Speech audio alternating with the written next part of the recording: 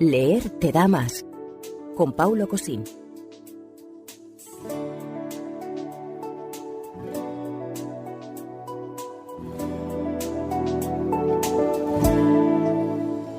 Mi padre, en las fiestas de cumpleaños cuando éramos pequeños, nos hacía un juego que se llama Mar y Tierra. Dibujaba una línea en el suelo o usaba una cuerda para dividir dos zonas, una que sería tierra y la otra que sería mar. Todos debíamos colocarnos donde él gritaba. Si decía mar, todos al mar. Si decía tierra, todos saltábamos a tierra y así. El último en cambiar de zona siguiendo su instrucción era eliminado. De pronto, cuando ya estábamos aburridos de ir de mar a tierra y de tierra a mar, para variar, repetía la consigna. Y así sorprendía a algún despistado que, invadido por la rutina, por ejemplo, mar cambiaba a tierra, sin percibir que en esa ocasión mi padre había repetido mar, y por tanto debía mantenerse en la zona indicada sin moverse.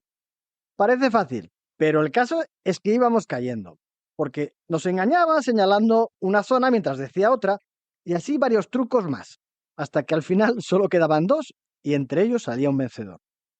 Otra cosa que me gustaba especialmente de este juego era la dificultad para hacer trampas, porque así a mi querido hermano, cuya fama le precedía, le resultaba imposible no ser pillado infraganti tratando de corregir su error y volver a la zona indicada.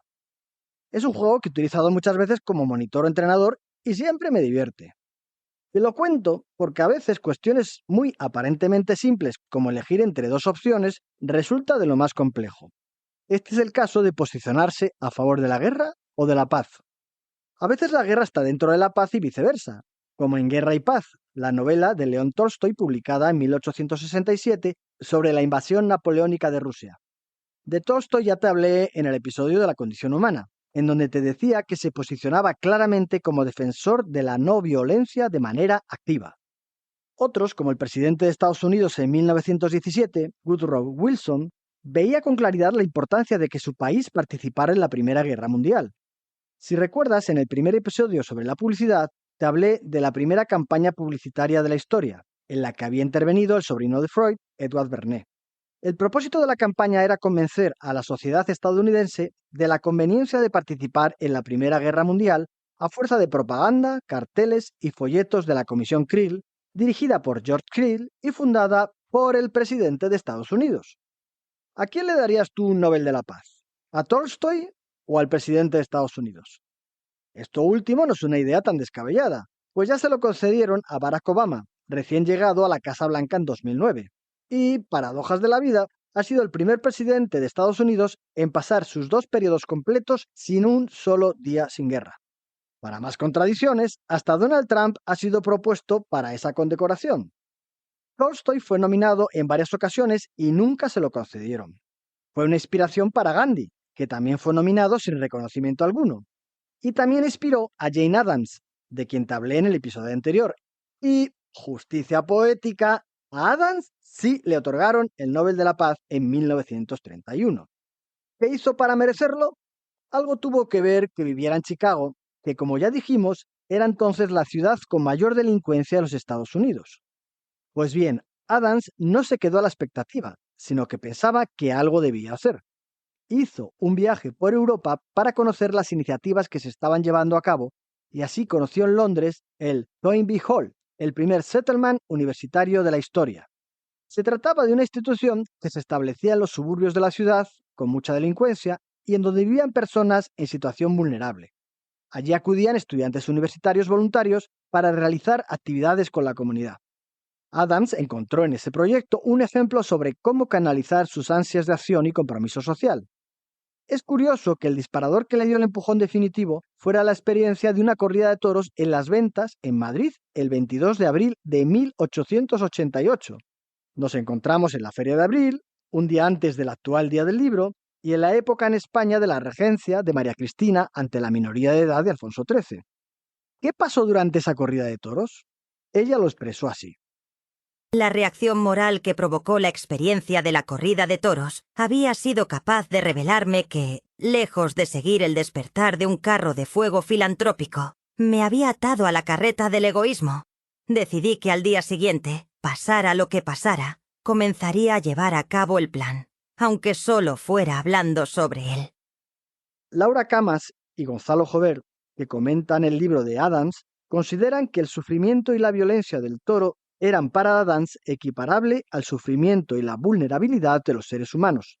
Adams comprendió la necesidad de abandonar su situación privilegiada y egoísta para crear un espacio que pudiera acoger de manera afectiva la vulnerabilidad y el sufrimiento humano. El caso es que en 1889 Adams funda en Chicago su settlement, al que pone por nombre Hull House, un centro vecinal fundamentado en el cooperativismo y la autoorganización de actividades sociales, culturales, educativas y cívicas para personas de un barrio sacudido por las condiciones hostiles de la sociedad industrializada. Para que te hagas una idea de las actividades, se trataba de juegos, clubes de lectura, teatro, clases de literatura, historia, arte, modelado, dibujo, jornadas deportivas, conciertos de música, exposiciones de arte, conferencias y seminarios sobre diversos temas, programas de alfabetización, fiestas, escuelas de verano, cursos de educación industrial, veladas o noches sociales, clases de cuidados infantiles, cocina, costura y cuidado de personas dependientes.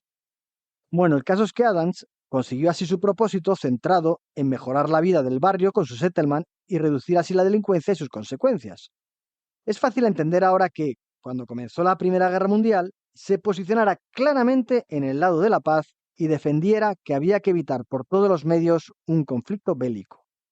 En 1917, antes de que Estados Unidos entrara en guerra, como presidenta de la Women's International League for Peace and Freedom, realizó un discurso titulado Patriotismo y pacifismo en tiempos de guerra. Vale la pena leerlo.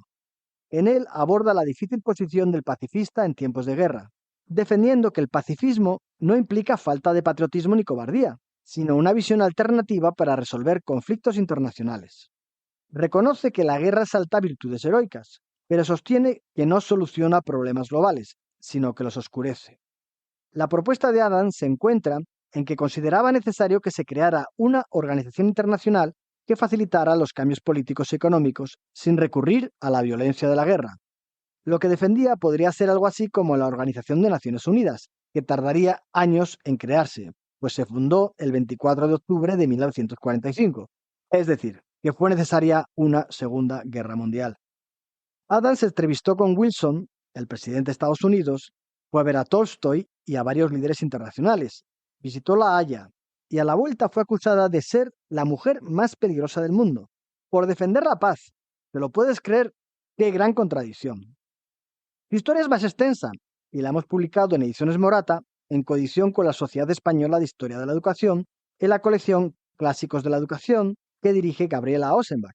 A ella le debemos que nos haya seleccionado esta extraordinaria biografía. Pero con lo que te he contado, ¿votarías a favor de que le concedieran el Nobel de la Paz a Jane Addams? En sus 71 años creo que sus méritos no le faltaban. Pero, ¿te imaginas recibir el Premio Nobel de la Paz con tan solo 17 años? Eso le sucedió en 2014 a Malala Yousafzai, una activista pakistaní. Es la persona más joven en la historia en recibirlo. Influenciada por su padre, también activista educativo, defendió el derecho a la educación de las niñas en el Valle de Swat, una región de Pakistán que estuvo dominada por el régimen talibán hasta 2009. Malala Yousafzai comenzó estas reivindicaciones desde su blog cuando solo tenía 11 años. En 2012, como consecuencia de su activismo, ella y dos amigas fueron atacadas a tiros por un miembro talibán en un intento de asesinato mientras viajaban en un autobús en el distrito de Swat. Fue un atentado que tuvo un gran eco internacional de apoyo. Se recuperó de una bala que le impactó en la cabeza y eso no hizo más que aumentar su compromiso por el derecho a la educación. En ambos casos vemos la conexión que tiene la defensa de la no violencia y la educación, que es un derecho que Adams considera fundamental como elemento socializador, que nos integra en la sociedad como miembros activos en favor de la justicia. En sus páginas se evidencia la importancia de la lectura, algo todavía muy alejado de la realidad entonces, y que hoy en día consideramos un derecho, porque ahora sí sabemos que leer te da más.